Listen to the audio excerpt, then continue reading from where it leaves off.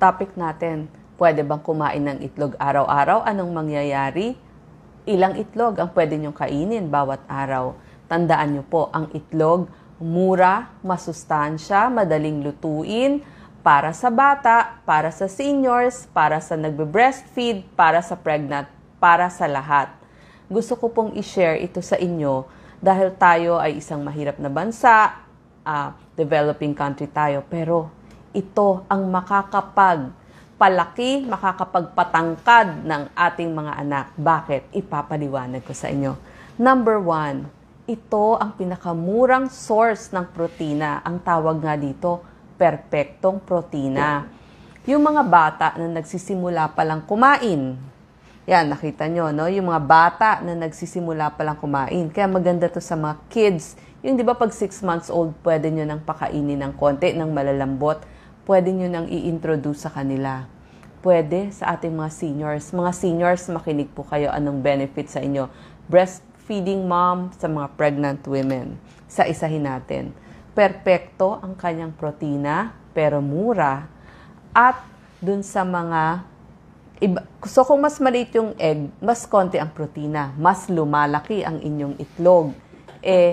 Mas dumadami ang protina. Equal po ang protein content sa puti ng itlog at sa pula ng itlog. Doon po sa mga babies na pwede nang pakainin, halimbawa yung 6 months old, pwede na po nating pakainin yung omelette strips, yung binating itlog. Medyo malambot, pwede yung lagyan ng konting tubig at ipakain sa kanila. Pero strips pa kasi konti pa lang, minsan 2 o 4 pa lang yung ipin nila. Pag nag 9 months na, yung bite size, so medyo mas malaking piraso, pwede na. Lalo na kapag 1-year-old na yung inyong mga anak. Pwede nang pakainin. Bakit ko kayo sinasabihan na pakainin sila ng itlog? Ito po ang sagot sa malnutrition ng mga bata. Walang pera ang ina. Mahirap. Pwede pong pakainin ng itlog ang bata para tumalino sila. Hindi sila maiiwan pagdating sa pagtalino, pagdating sa paglaki, pagdating sa pagpayat. So ito po ang kasagutan para magkaroon ng laman ang inyong mga anak. Makikinabang dito yung mga bata. At sa mga ina, kung gusto nyong tumangkad ang inyong anak, pakainin din po sila ng itlog. Lalo na yung mga nagpapadede o nagbe-breastfeeding na nanay, habang nagbe-breastfeed kayo, kain din kayo ng itlog kasi pupunta yon dun sa lumalaking bata at mas mapapansin nyo, mas matangkad. So yung mga bata at nanay, mura ito, masarap pa para sa mga bata. Tuturuan ko kayo anong mga luto ang pwede sa kanila. Ito, sa mga breastfeeding moms, kasama ito sa mga gustong ipakain eggs kasi mayaman sa protina, maraming good fats, tapos lahat ng kailangan folic acid para sa brain at nerves ng bata. Lahat ng vitamin B, A, papakita natin sa inyo. Number 2, sasabihin nyo, tataas ba ang cholesterol ko kapag kumain ako ng itlog? Ilang itlog ang pwede natin kainin? 1 a day, pwede na po ang pagkain ng itlog. So, moderation, 1 a day, or 5 eggs a week. Pwede na yon. Nakita nila sa mga pag-aaral, yung mga biomarkers para sa pagtaas ng risk ng mga chronic o pangmatagalang sakit, sabi ng 2015 US Department of Agriculture Diet Guidelines, hindi naman daw nakakapagpataas talaga ng cholesterol nila. Mapwera lang dun sa mga tao na talagang yung hyper-responders sila. So kung hindi naman hyper-responders pagdating sa cholesterol, pwede pong kumain ng itlog according sa diet guidelines. At saka, isa pa, nakita nyo po itong ating itlog. Kumpleto talaga siya pagdating sa vitamin A, sa lutein, zeaxanthin. Maganda po ito sa inyong mata para hindi tayo magkaroon ng mga age-related macular degeneration. So, pang-senior po yun, ha? Tapos, meron siyang choline para sa brain at nerves at memorya ng inyong mga anak. At maganda din ito sa buntis. Pati yung vitamin D nakakatulong din sa utak, pati yung selenium. So lahat po yan makakatulong sa isang tao. Meron din siya mga antibacterial property. So, isa-isahin natin. Itong protina ng itlog, napakaganda po. Mura, laban sa malnutrition, pampaganda ng height ng mga bata.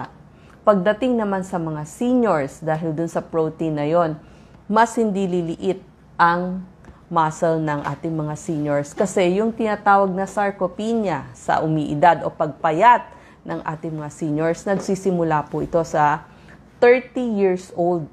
Napansin nila, sa loob ng 10 years, 8% na ng ating muscle lumiliit kada 10 taon. So, epektibo po para hindi lumit ang muscle natin, gatas, milk, at saka yung beef. Mahal po yung gatas tsaka yung beef. So, pwede po tayong mag-egg. Madali nang lutuin, mabilis lutuin, malambot kung may problem yung inyong teeth, yung inyong ipin, kasi malambot nga, mas mabilis lunukin. Pwedeng kainin kahit anong oras pag nagugutom kayo. Tsaka bagay din ito dun sa tinatawag na sarcopenic obesity o yung payat yung katawan pero malaki yung tiyan. So, pwede nyo pong ipakain para hindi liliit ang ating mga muscle. May protection din po ito sa infection kasi antibacterial po ito. Nagpapaganda din po ng blood pressure. Maaring may anti-cancer effect kasi meron siya mga lysozyme, ovotransferin, tapos yung mga egg protein niya, nakakatulong din po.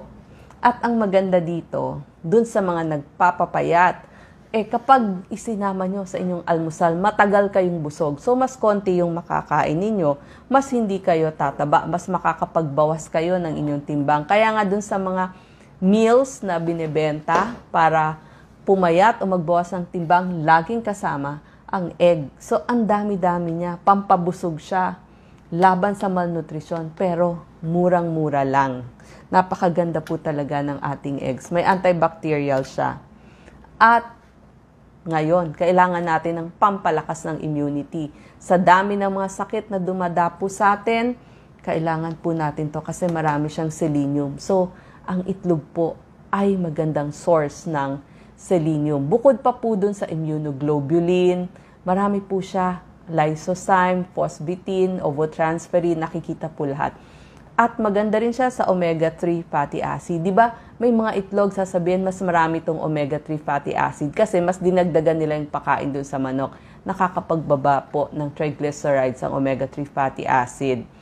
At alam nyo ba, napantay po ang protina sa puti at sa pula ng ating itlog. Pero yung vitamina at mineral, nakakonsentrate po dun sa pula ng itlog. Alam nyo po ba, yung proteinang nakukuha sa itlog, 1,000 iba't ibang protina nandyan sa ating itlog.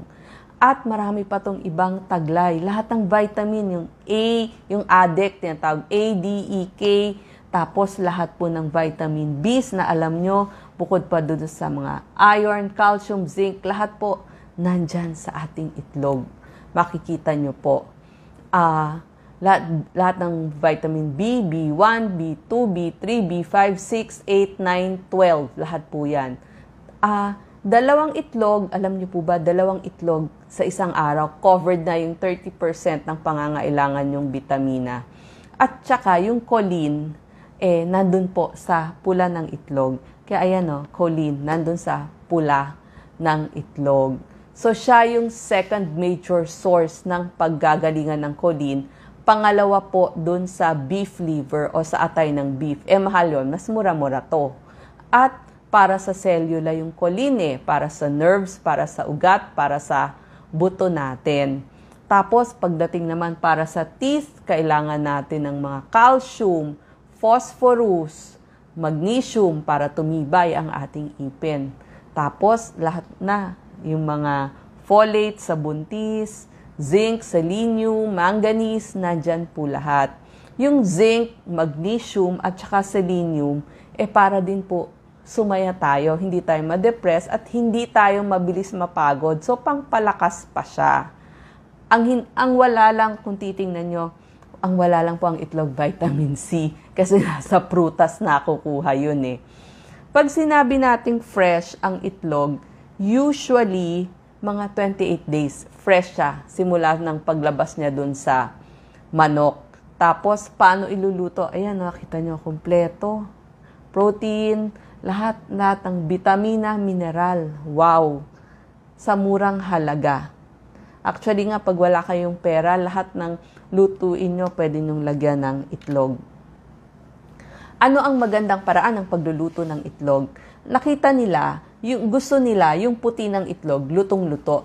Pero yung pula ng itlog, malasado lang kasi mas napipreserve yung vitamins at minerals kapag ganito. At saka alam nyo po, 320 eggs ang kayang ilabas ng isang inahing manok.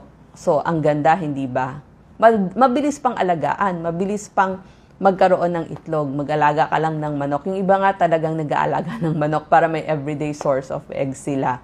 Tapos yung pato at duck, mamaya ikukumpara natin. Ang pagkakaiba lang, yung pato or duck egg sa chicken eggs, mas maliit yung chicken, mas malaki yung pato o yung sa duck. Maraming types ng eggs na nakikita tayo sa ating grocery. Almost pare-pareho, nagkakaiba lang dun sa pinapakain sa kanila at paano sila pinapalaki. Pero wag ho kayong matakot.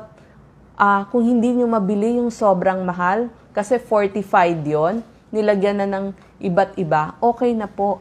Yung iba kasi, mas mahal kapag yung daw free range o nakakawala lang. Pero yung iba din, may vitamin enhanced. So, mas pinapakain sila halimbawa ng mga vitamin A. O yung iba naman, enriched ng omega-3 fatty acid, mas mahal po yun. So, kung ano po yung nakikita ninyo sa mga grocery, almost pare-pareho lang po. Nagkakaiba lang ng laki. So, nakita natin, yung dun sa pato at saka sa manok, mas marami lang vitamina at mineral yung sa pato o yung sa duck compared dun sa chicken. Tsaka ano pa yung nakita nila sa duck eggs? Mas mataas sa omega-3 fatty acid, mas maraming ang mga vitamina at mineral. Mas malaki din yung kanilang pula. Kaya nga mas gusto nila yon na ginagamit dun sa mga leche flan, dun sa mga lutuin. So maganda po yun. Tapos, mas creamier ang lasa. So maganda siya pang bake. Tapos, ang maganda pa, kung may allergies daw, pwede din itry yung duck eggs. Pero sa pagluluto, nakita nila, lalo na sa baking, mas creamier daw ang lasa ng inilabas ng pato o ng duck. Tapos po, paano nyo lulutuin ang ating itlog?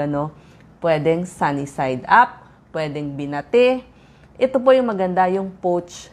Niluto lang sa tubig, so mas luto yung puti, pero malasado dun sa loob. Pwede din yung scramble. Ito is pareho po ang nakukuhang vitamina at mineral sa itlog na maalat. Mas marami lang sodium yung itlog maalat. Ito po ay galing sa pato. Pwedeng gawing soup. Masarap po ilagay sa ating adobo, sa lahat ng ating silog.